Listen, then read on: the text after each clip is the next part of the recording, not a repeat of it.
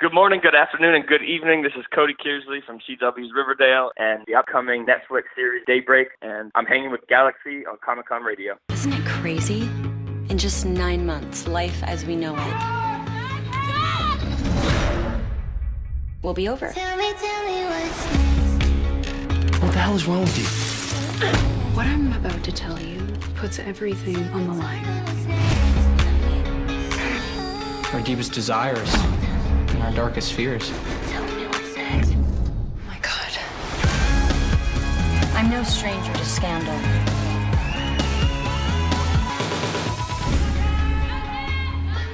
To senior year.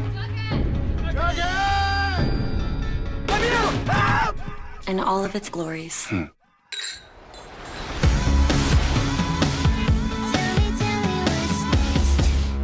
what's next. I came to tell you that I'm moving to Glendale, stay with my aunt. Yes. Your friends are here and I'm here and you can live with any of us, Kevin. I can't live here.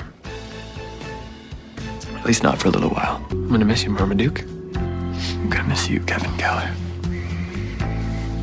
Buzz, buzz, Hornets. It's another gorgeous Glendale morning where it's always 82 degrees of opportunity. I look at you scholars and I see infinite possibilities. So don't wait to throw yourself into becoming the best you that you can be. Some say you're a lost generation, but with a winning attitude, you can conquer the world. Seize the crowd! I never underestimate the optimism of youth because I believe the children are our future. So where do I see myself in the future? Crushing the apocalypse. Dog tag, goddamn Mario.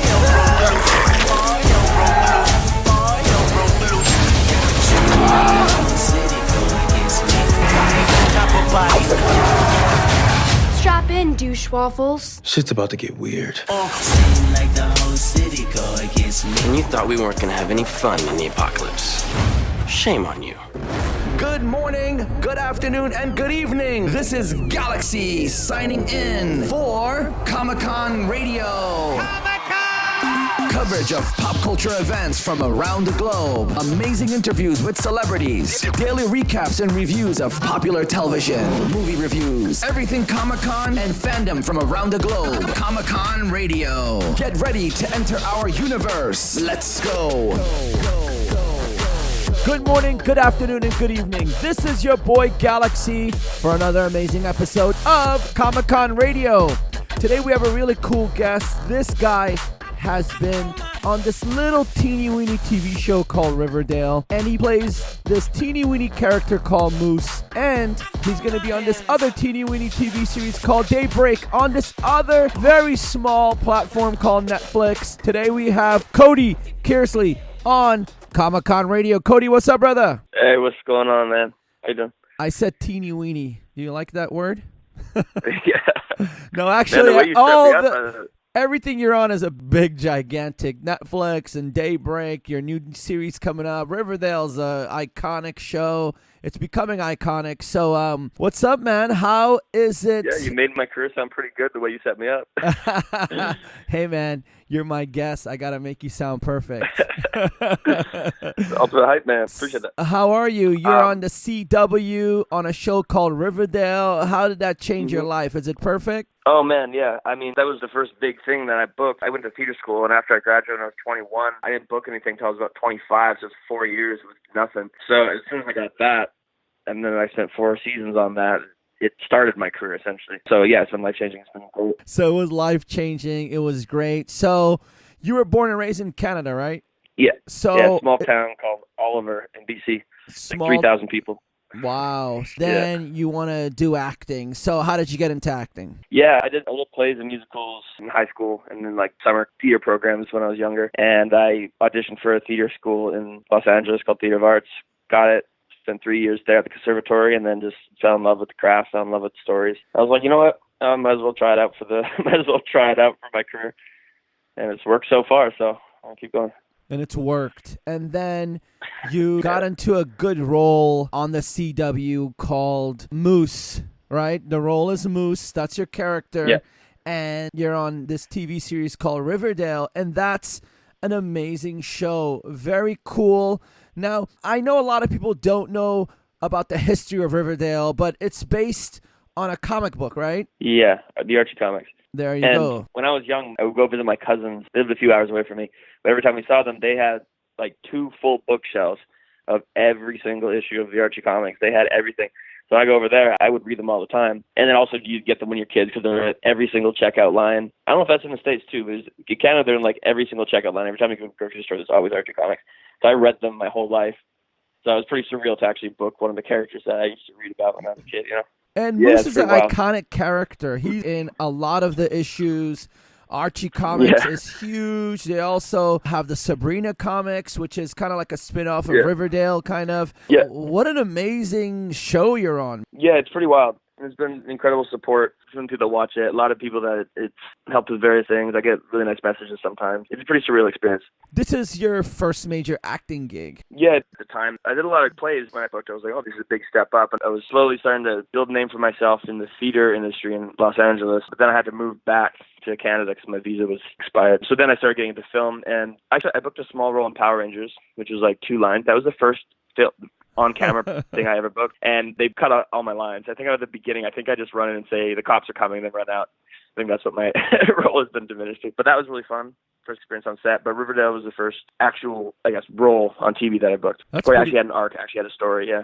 Well, hey, it shows a lot about you because there's so many people out there struggling, trying to make it on TV shows and movies, and you land this amazing role on this show that's becoming iconic. You know, the comics are iconic. Just the Archie, Betty, and all that from back in the days, the comic strips are amazing. It's so crazy that a comic book became an amazing comic strip, became an amazing TV series. It's hitting big. It's like nonstop. You guys are coming up for another season, right? We're filming season 4 right now. I'm actually in the States right now. They're filming in Vancouver, but I'm in Georgia right now. But yeah, we're on 4th season. That's pretty cool. Yeah. Are you telling yourself that or us? No, both. Both. You're like, It is pretty cool. 1, 2, 3, 4. Oh yeah, word 4. Oh man, I got a lot of projects on the go right now, so I just had to think about it for a second. No, So it's like, yeah, okay, of man. course. You're on a lot of Okay. projects, man. You're also on a new TV series called Daybreak, which, here's the thing. I Yeah. told my team to follow because we try to follow some cool new TV shows, and I love apocalypse type of TV shows. I love Riverdale. It's Oh, cool, man. but I love that Daybreak, Van Helsing, Yeah. Walking Dead type of stuff. So Daybreak, you land on it. Oh, now man. you're playing a leading role. What's up with that? Man, it's going to be the one. It's incredible. This is one of my dream jobs because we just auditioned. There's like, I don't know how many people, hundreds, maybe 1,000, I don't know, people audition for these roles. You don't often book your dream jobs. Like maybe 1% of people, you do a lot of jobs sometimes where like, that's not the dream role. This one for me, as soon as I read it, I was like, this is a legendary character. I want to play this so bad. So when I booked it, I ordered the comics right away. Started reading them, or the graphic novels, and thankfully, luckily, I ended up getting through and getting it, and I've been having the time of my life, man. It's wild, just running around killing zombies, fighting kids, it's good. Well, you got some cool characters with you. You have Matthew Broderick, you have Soph Yeah. Simnett, you have Colin Ford, you have all these cool names, and you know what? You're 4th in line when you look up the TV series. So that means Oh, yeah.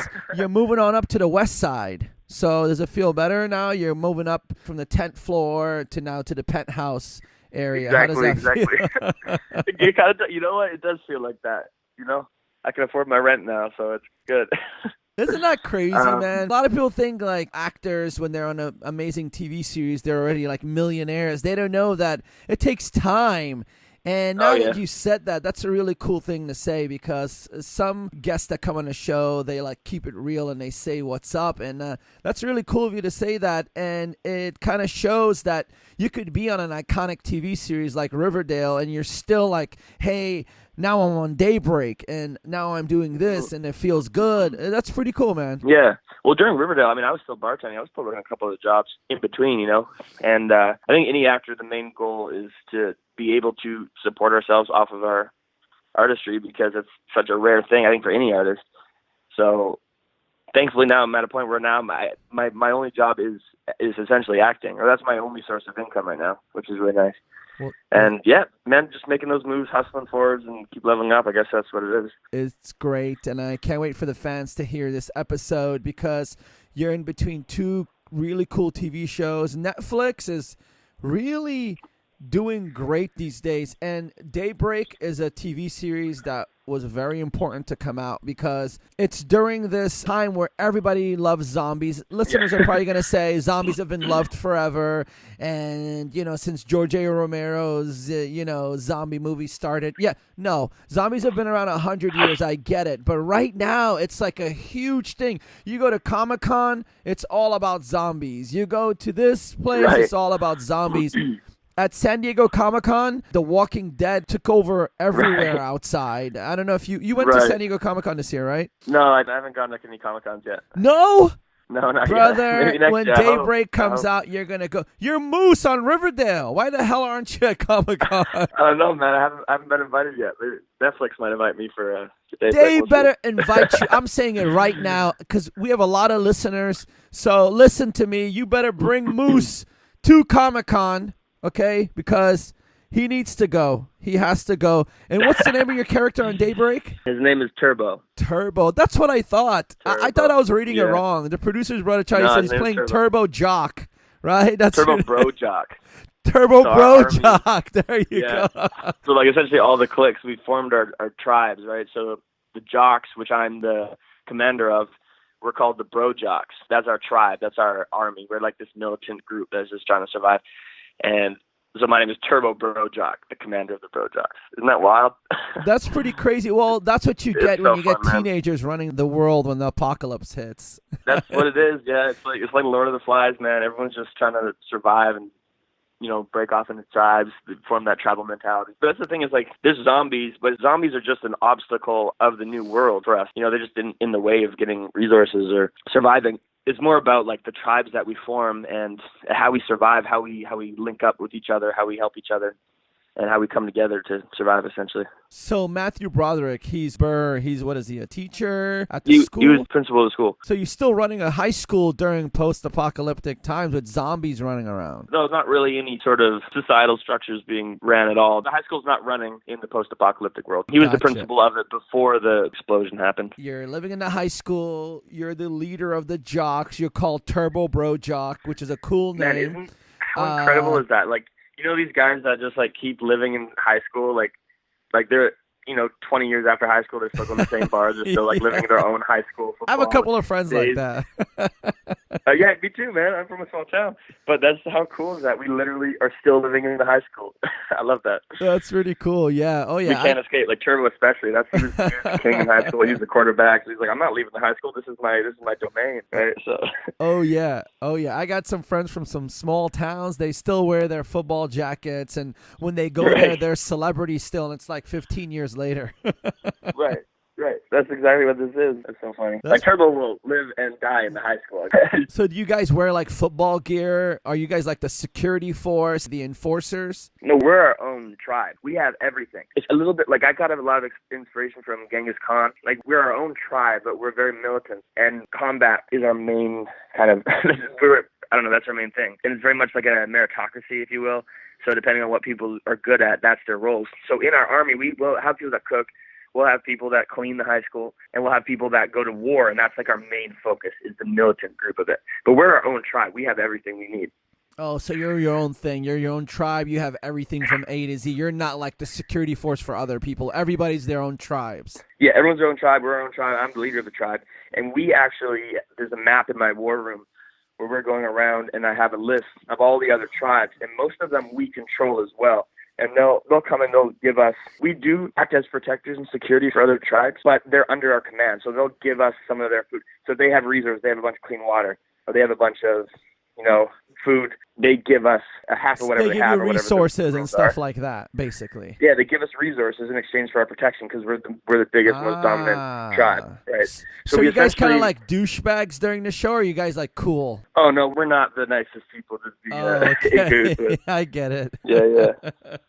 So you But guys are put it like, this way: we're not protecting the other tribes out of the goodwill of our heart. We're protecting the other tribes because they'll give us their resources. I mean, to be honest, like in Turbo's eyes, like we are protecting the kids. That's the main focus. Is we got to protect the kids, right? But to do that, you have to rule with an iron fist, and you have to tell people how to behave in our tribe, what to give us, what to do. And if you do that, we'll protect you from being eaten alive by zombies. Gotcha. So it's basically like how Negan was in The Walking Dead. They had the saviors. You're Right. not that ruthless, but it's kind of like a same. I mean, Oh, you are? We'll see. Okay, I know. You can't tell me everything. I know that. I'm trying to like squeeze a little bit out of you slowly. yeah, we'll see. Turbo's a little nuts, but we'll see. Dang. I can't wait to see it. That's going to be a show that's on my top 3 list of shows to watch. We have to watch the entire Cool, thing. man. We actually started posting about Daybreak, and a lot of people didn't know about it, that it's coming out, but we started posting about it. So when this episode comes out and some of the promos that we're going to throw on our social and in other areas, it's going to be pretty cool. I want everybody to watch that show. Here's the thing. Netflix is coming out with some amazing TV shows that people don't really catch on at first. It takes them about a month or two, but I think Daybreak should be something that's going to catch on early on. I think right away. Have you seen the promo around?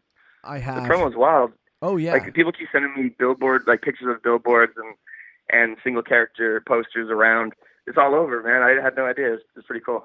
Oh, yeah. It's crazy. And people that follow the comic book or the graphic novels, as you call it, they already know what's up. They already can't wait for it to come out. Yeah. Oh, man. And the graphic novel's so good, but it's very different than the story that was created. It's the same world as the graphic novel, but a lot of the characters that we have are added into that world. Nice. If that makes sense. Oh, So yeah. it's kind of been recreated. In Daybreak, Brian Ralph, the creator of the original graphic novel, he even made a cameo in it as well. I'm not going to say what he did, but on, he's in there. You'll see him. He has a quick cameo. He pops up for a sec, and I have a run-in with him. So you're going to beat him up or something, huh? We'll see. We'll use one of my weapons of choice. Yeah. Dang. So you guys create these cool kind of like weapons and stuff like that. So here's the thing. I know the show is based around the kids' characters, your personalities, the little tribes you created. Is there any zombie action in it too? Any like breakthroughs or any of that stuff? Or zombies are kind of just like lingering and it's like this mental thought that they're there, but you guys are actually trying to figure out your society within this complex area? Yeah, that's the main focus is figuring out our society. But they are a threat. They're not just wandering around. Like they will attack. You know what I mean? So if you look at our school, we still have barricades around it. We have fence with barbed wire. We have barricaded doors. They're constantly a threat. I don't know if we show it, but like the way I built it in my mind is like on top of the school, we're going to have kids up there with crossbows.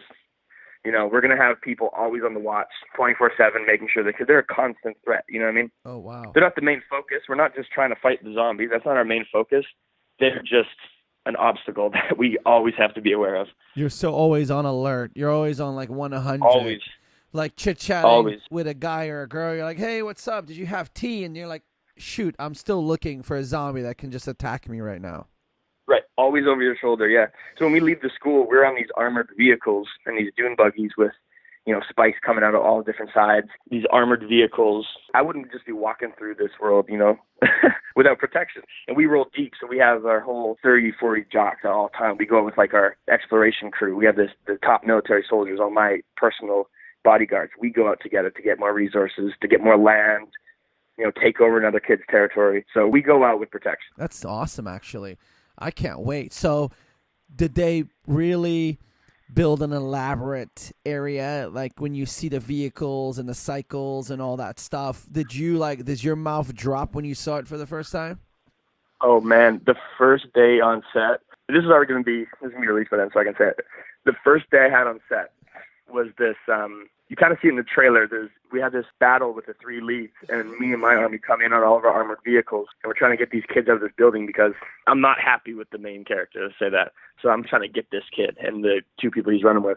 So we pull out our whole army, and then we start like trying to get them to come out of this apartment, and then zombies start attacking us, and then it becomes zombies are attacking us as we're trying to get them, they're attacking us, and then we have to retreat. And my first day, I pull out, first of all, I have 3 hours of prosthetics every day, and then I have my costume with, you saw the pictures, it's so cool, like the gold football statue trophies around my neck, the mask, the armor, the battle axe, and then this huge armored vehicle with a throne on top.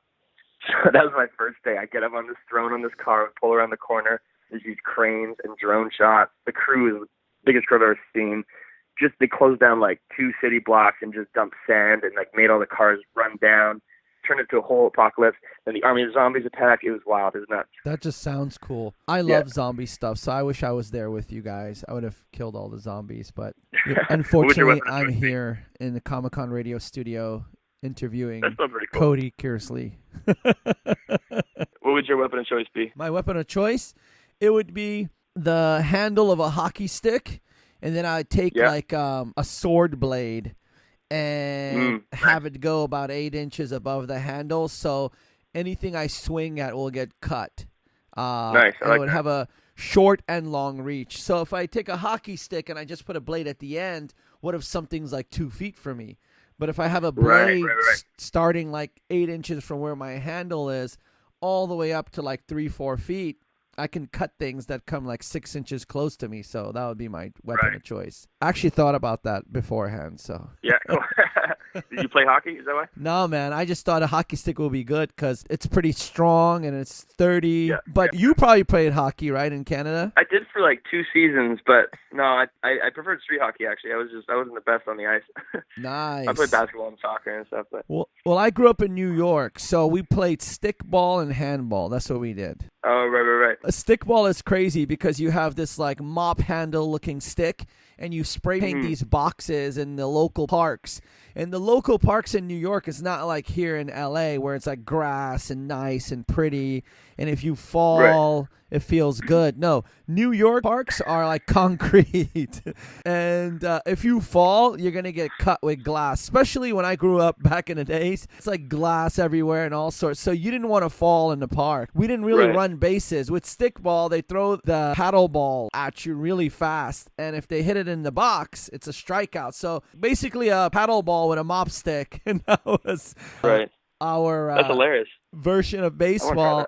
Yeah, it's a big thing in the East Coast. Like there's actual teams, professional teams over there that play that play stickball and handball and all that stuff. And when I used to come to LA for this type of stuff, and now I'm between both cities, it's night and day difference, man. So I bet where you're from in Canada, it's so different because Canada, hockey's like the biggest thing. It's funny because our national sport is actually lacrosse. Yeah, I know, man. It's a pretty tough sport. But, Isn't it crazy? Because Canadians are known as very nice, calm people, but then lacrosse is your national sport. I know. It's the most. Have you played lacrosse, man? I have. In New York, it's a huge thing. So you play lacrosse or just hockey? I did in school a little bit, but the only teams I really played since I was a kid through school were soccer, volleyball, and basketball. I never played football. So it's funny when I booked Daybreak and I'm playing quarterback. This was so embarrassing, but I really didn't know nothing about football at all. I had to research it. I didn't even know. Oh man, this is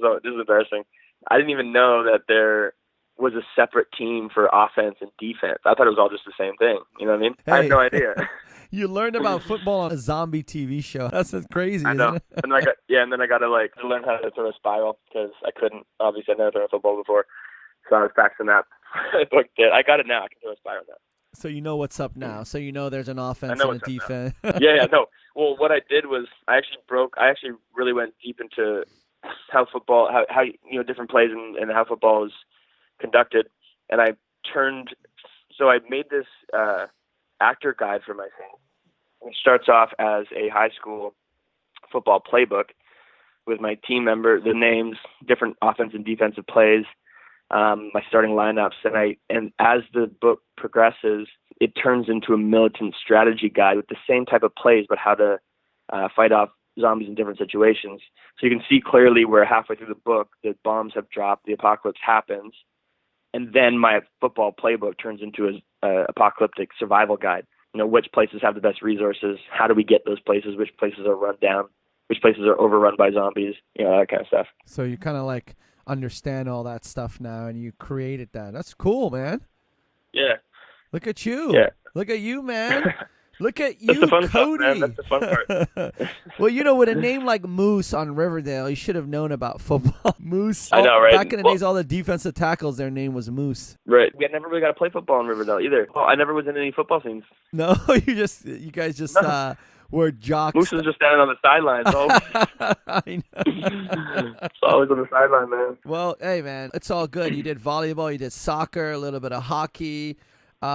You know, they call Canada Hollywood North. There's a lot of opportunity there. I say it all the time. I think Vancouver specifically, Hollywood North. Oh, yeah. That's where I am. That's where I'm located. That's where, like, all the CW shows are there. So, like, Arrow, Supernatural, Batwoman, the one that just came out. Oh, yeah. Let's go back into Daybreak right now. Yeah. So the style of these characters are kind of resembling like this Mad Max style of gangs, right? Like you said, evil jocks, cheerleaders turned into Amazon warriors. I love that, yeah. They're my favorite friends. There's a kid, Josh, right? And basically the synopsis is Josh, he's trying to find his girlfriend during this apocalyptic time, and it's based in Glendale, California. Now, did you film in Glendale, or was this filmed in Canada? No, we filmed in Albuquerque, New Mexico. Nice. Look at that. So Netflix actually bought that studio there, ABC Studios. I believe they're the first streaming platform to buy their own studio. Yeah, we were one of the first shows that shot there at the new studio. That is amazing. It was so cold, man. Like, I thought Albuquerque's a desert, right? I'm coming from Canada. I'm like, I'm going to the desert. I have shorts and T-shirt. We shot through winter, and it has a really high elevation. So during winter, they actually get snow there. It's freezing. And our army doesn't really wear much clothes. Like, we have, our upper bodies are kind of bare, and we have some shoulder pads with a little bit of armor. But essentially, we're out there, and we go to work sometimes at 4 a.m. and be outside with like 50 of us with no shirts on, freezing our asses off. But it was fun. Acting like it's summertime, but it's actually winter. Acting like it's in Glendale. You could see our breath. It was so cool. Yeah, you're like, yeah, we're in Glendale, California, and you're fogging up the hair. They would have blowtorches if we were ever anywhere with concrete. There'd be like ice or like water or snow or whatever on the ground. They would go around with blowtorches melting out all the water to make it look like it was drier. That's pretty crazy. That's pretty crazy. But it was fun before shots because we have like 50 guys all freezing and all just like, we're all just having the time of our lives because we're just playing. Like, this is kind of like a dream role. We're just dressed up as like Mad Max characters, like killing zombies. So before our shoots, we would just like literally punch each other, do push-ups, do chin-ups on like the goalposts, and just like roughhouse to get warm before the shot because we were so cold. It was a good time. It was a good time. So you guys warmed up. And look at it. Even though with all that hard work and everything, these studios still film these areas because it saves them money, gives them the right shots, gives them the privacy. Yeah. But that's pretty cool that Netflix got that studio. That's pretty big. Netflix is killing it. They're killing it. But did you know that I believe Netflix has a budget of about $800 million a year to shoot like these TV shows and movies? But did you know that HBO, when it was filming Game of Thrones, its budget was $1.5 billion a year? Isn't that crazy? Wow. For just That's wild. Whatever HBO has versus the thousands of things Netflix has. So yeah, these platforms are Game killing of Thrones it. was probably huge. Yeah. Oh yeah. Oh yeah. Is Game there a TV show? budget. Well, here's the thing. Is there a TV show or movie that you would like to be in, any kind of big franchise? I know you're in Riverdale, which is a huge name, and Daybreak is going to be amazing. Is there any other TV show or movie that you're like, oh, man, I wish I could be in it? That's currently on? Yeah, man, of course. I mean, if they start making any more Breaking Bad films, I'd love to be a part of that world. Oh, so that's where I your love mind's Breaking at. Bad. Okay. Now they made another movie, so if they end up expanding that a bit more, I'd love to do that. Are you into any Marvel or DC stuff? Yeah, I love Marvel. Marvel's super fun. I like DC too. I'd like to play a superhero once, maybe. I don't know if they'll let me be a superhero, but we'll see. Hey man, you never know. You never know. So you want to be on the Marvel? I'd love to be in the X-Men universe. Gotcha. Well, you know, X-Men is expanding. They're going to be coming up with like tons of new stuff. I heard that. Look into it, man. You got it. You just say, hey, I play Moose on Riverdale. I got all these young fans that love me. You need to put me in your movie. I'll send in a resume. That's it, man. Hey, your agents. Morgan, what's Morgan doing? Is she working hard enough? No, she's great. She's got it. She's great. Probably listening to this. I'm sorry, I didn't mean. No, they're awesome. I just started working They're with wonderful. them a few months ago. Yeah, they're cool. I love them. They're really cool. Really cool. Your team is awesome. I said your team. Doesn't that sound cool? Your team. Did you just feel Yeah, like that's you're pretty like the good. superstar now when I said your team? I don't feel like that, but it is cool to have a team. I mean, it does feel good. Because now I do. Because now I have an agent and manager, and now I have my my PR. Well, PR you know team. what? You need So a team these now I have a team. days. Yeah. There's so much going on. You got to have people helping you. It's not like back in the days where it's like 5 studios running everything and you could directly speak to them. It's like 1,000 things going on now in Hollywood. It's crazy. 100%. So basically, like in the past 5 years since you shot Riverdale, started shooting it 5 years ago, have you seen a big difference in the industry? Oh man, I still don't really feel like I'm part of the industry. I mean, I noticed that streaming.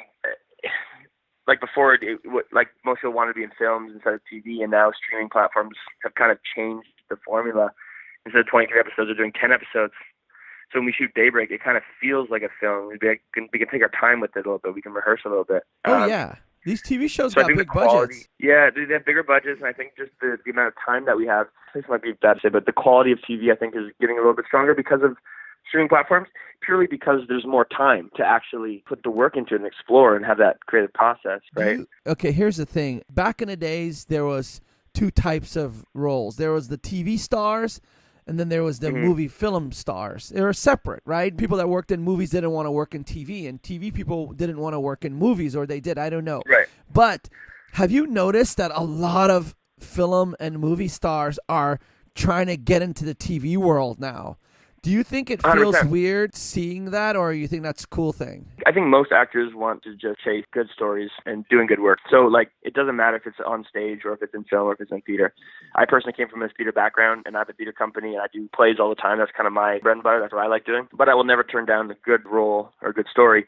And it just so happens right now we're in the age of TV where most of the good stories are TV on a streaming platform, like these 10-episode things, like Ozark, Stranger Things, Daybreak when it comes out. Like, these kind of things are the shows that people want to be on. I mean, it all started obviously with House of Cards, which kind of changed the game a little bit, I think. I don't know. I think we're just always chasing good work. Wherever the work is, we'll do it. I asked that question to somebody else, and they said, hell yeah. When I go to a casting, now I see these big film stars, and he's like, how can I compete with them? But your answer, very diplomatic, very cool. I think you're going to get a hug and a handshake when people see you now. They're like, wow, Cody, what a nice answer you just gave. And also, Cody, I heard this is your kind of like first big interview type of situation. Is it true? Can I get that award? Yeah, you absolutely do. This is Thank my first you. phone interview. Nice. It's wonderful. Well, it's going to be the first of many because I think once Daybreak comes out and all the other things you're on, I think you're going to be running everywhere and people would love to chat with you. You're a cool guy, man. You're a very cool dude. You're very real. You keep it real, and that's a very amazing thing. And always be like that, man. Always be like that. I appreciate that, man. Appreciate that. Well, you know what? You're not that jock that, you portray in all these TV shows. That's the crazy thing, man. I'm always playing jocks. I'm always playing like I always play assholes too. Like even when I play plays, I'm always playing the villain. Why is that? Why is that? Can you explain that? I mean, I'm not a jock. I don't know why I keep getting cast as I get like especially Turbo. Like even his name Turbo Bro Jock, just like a hyper masculine jock name. And that's not really me. I'm a theater kid. You know what I mean? So I don't know why I keep getting cast. I guess it's because I'm tall. But you think I like you're playing tall and you have a build for it and you have the look of being a jock? Yeah, exactly. I think that's the only reason. But I'm really not that kind of person at all. So I really have to get into a different mindset to play. But can you ever see yourself playing like a role that's not so masculine because you're tall and you look the part, or would you love to have those roles? No, I want to play anything that's different than myself. You know what I mean? Like I want to explore new mindsets, new views of the world, new situations, new cultures, whatever, new time periods. Like I want to play everything different. I don't want to get stuck into one specific type of role. But I do like playing villains because what I like is finding the empathy and finding what your mindset would be based off certain circumstances is really important to me about acting. And it actually expands your views of other people, expands your mind and your heart, and hopefully expands the people watching it. So you play villains and you actually give them you justify them as a real human going through real problems and they're just doing the best they can. That to me is what I really am passionate about in acting. So I usually play villains because I guess I can tap into the mindset of people that most people would just deem as bad or monsters, I like to give the humanity to every character. It's just more interesting, I think. It's very, very cool the way you put it. And one of the guys just threw a picture up on my big mega screen here. It's you with Jeanette Godlock, and you're on the stage in Daybreak. She's wearing this like leather Catwoman outfit with shoulder pads, and you got this crazy mask on. You look like pretty crazy looking dude. You have this like big metal wild, chain. Right? Her name's pronounced Jante. Jante. Jante. Oh, what a pretty name. Jante. It's beautiful, yeah. Yeah, that's cool. So she's like my consigliere is how they worded it in when we first met. She's my second in command. Because I don't really kind of just chill back. I sit there and just throw up a signal once in a while, and she's kind of my voice. She's like, will scream at people for not being in line. She's like the first AD of the director. Wow. You know what I mean? Hey, that's good the way you put that. Now, next time you go on set, then the AD is going to come and be like, hey, do I act like that? What's up, man? No, I love ADs, but you have to do it. Like, I'm the voice, they have to with make you. sure everything's running smooth, you know? Yeah, I know. Whereas I can sit back and chill, whereas the ADs, they got all the work cut out for them.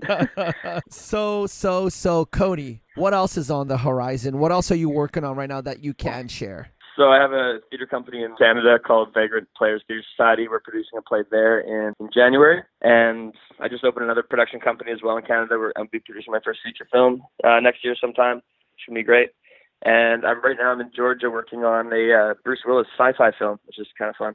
Nice. So it's a Bruce Willis sci-fi film. Whoa. Yeah, I can't say much, but I'm working with him, running around, shooting aliens in space. How is that working with Bruce Willis? How is it? Is he like somebody you always wanted to work with? I mean, he's a legend, right? And like when I first got it, because there is a different formula for film and TV, especially those action films that, you know, him and Arnold Schwarzenegger, Sylvester Stallone, like period, that genre. There's a thing about they can just deliver one line with so much weight to it. TV and theater is very talky. There's a lot of words. Whereas film, you can just there's a small scene. It's just one line looking over the camera, and there's just so much weight and power to it, which is something that I haven't really been able to do. So it was nice to work with. You know, he's one of the legends. He's one of the OGs. To see him just deliver that line with so much charisma and weight was a good learning experience. That's pretty nice. Now, is this your theater company? Do you run it? Do you own it? Or is it part of a group? I started it. Nice. We have a team now. There's a whole group of us. It's called Vagrant Players because, I mean, especially in Vancouver, any artist is always, we don't really feel like we fit in society. We don't know where our next paycheck's coming from. We don't know where to get food. We can't pay rent. We're always kind of just moving around trying to survive. Especially in Vancouver, it's tough for actors to book work. There's just not as many opportunities. So I named it Vagrant Players for it to be like an artistic shelter for the vagrant artists. And so now it's very much a community effort. There's a lot of people involved, and we all produce different plays, and we direct and act, and just we're trying to build the Vancouver theater industry a bit. That's really cool. Yeah. Wow. That's more than amazing. And so you have that.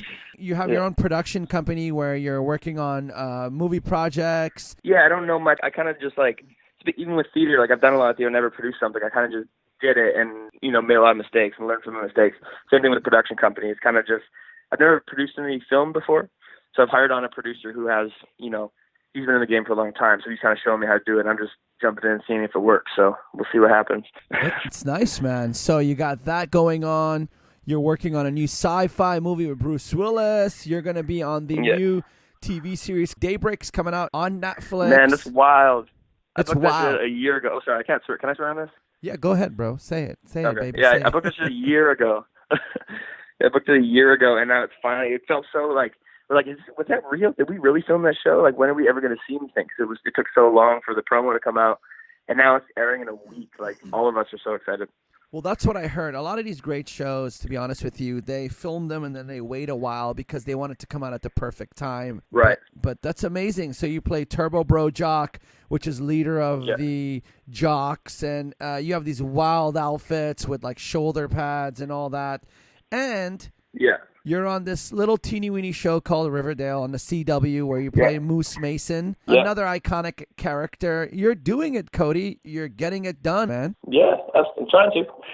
And if fans want to reach you, how do they reach you? I only have Instagram and social media. Oh, actually, I just got Twitter. My Instagram is just at Cody Kearsley. My Twitter is, I have no idea what my Twitter is. It's all good. Instagram's good enough these days. Instagram's good enough. We love Instagram. So it's at Cody Kearsley on Instagram. Yeah. I think it's the same for Twitter. I don't know. My agent told me I had to get Twitter, so I got it.